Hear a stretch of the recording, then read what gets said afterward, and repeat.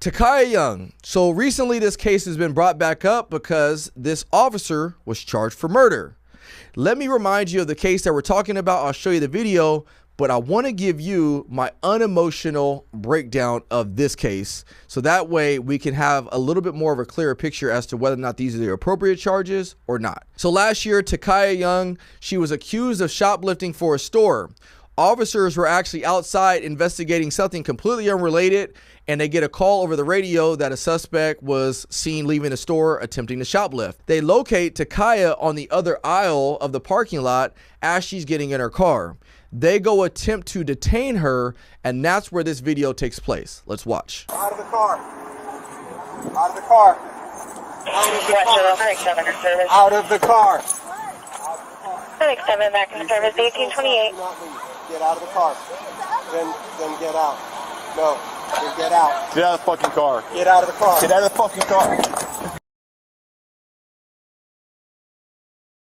Stop the goddamn car! Stop the goddamn car! Hey, stop.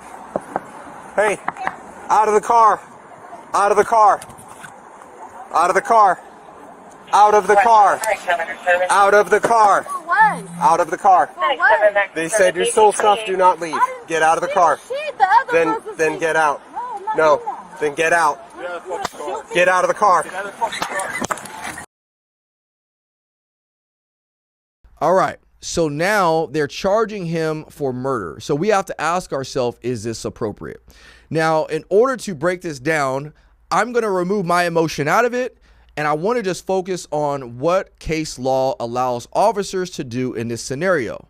Now, number one, I will tell you that this shooting, if my personal opinion, is not reflective of the officer's character. It's not me trying to defend this officer, but I don't believe we can determine what type of officer this was just based on how he reacted, because it really was a split-second decision that he had to make. However, were his tactics appropriate, which led to the death of Takaya Young? So in order to do that, I want to bring up this case law for you. It's Morrison versus Board of County of Commissioners of County of Los Alamos. And this was in 1999. Now, you can go and read that case yourself. I'm not going to read it all. I just want to get to some of the key important parts of this case law, which I think is appropriate with this case. And this is what I want to focus in on. It says that the court held that the officer's actions in escalating the situation could be considered when determining whether the use of deadly force was reasonable. The court emphasized that the Fourth Amendment's reasonable standard applies not just to the moment of force is used, but also the conduct that led to the confrontation. If officers unnecessarily escalate a situation to the point where deadly force seems necessary, their actions may be found to have violated the Fourth Amendment. So that's important because if you look at the tactics of this case, the officer goes to the front of Takaya's vehicle and she then tries to run him over. Now, he put himself in a position that obviously is going to be a safety issue for him. And if she tries to run him over, obviously he's going to overcome that resistance by utilizing deadly force. The question that we have to ask is did he have to put himself in front of that vehicle?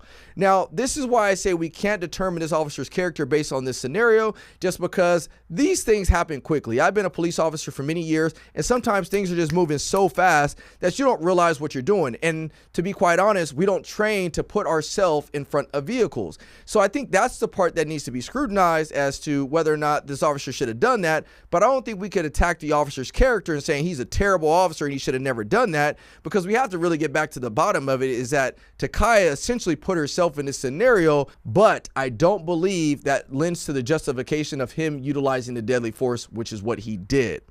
I'll break it down to you and I'll simplify it one last way for you. Imagine Takaya Young is trying to be detained. The officer is not in front of the vehicle, and then she flees, and then she tries to run over another officer who's standing off to the right side. Well, now those officers didn't create that exigent circumstance. She's actually going after the officer, trying to harm him. Therefore, the officers can utilize the appropriate level of force to overcome that resistance. But if you're an officer and you put yourself in front of a vehicle and she tries to run you over, that's what they're going to have to look at when this goes to court is, did you create a situation that caused you to utilize deadly force? anytime we break down uses of force, anytime I try to break down uses of force, I always try to match it up with obviously police department policy, but also case law, because it forces you to take the emotions out of it. If you're a member of the public watching this, what it comes down to is don't put yourself in a position to where now you're risking everything on an officer making the right split-second decision. So I believe the level of force was not appropriate based on case law, not based on what Ryan feels, but based on case law. However, had she not been doing the conduct that she was doing, she would have never found herself in this position in the first place. So let's stop politicizing this, because it is political season and a lot of people are trying to add fuel to this fire, and let's think at things more rationally.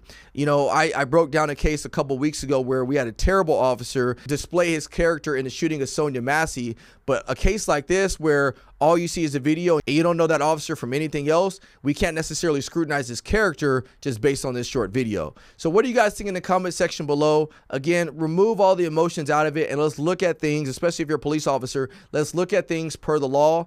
At the end of the day, I don't believe the appropriate charge is murder, simply because murder is typically malice aforethought. It has to be premeditated. Obviously, different states may have their own elements to that crime. I think maybe they might get him with manslaughter, so I don't believe the appropriate charge is murder. What do you guys think?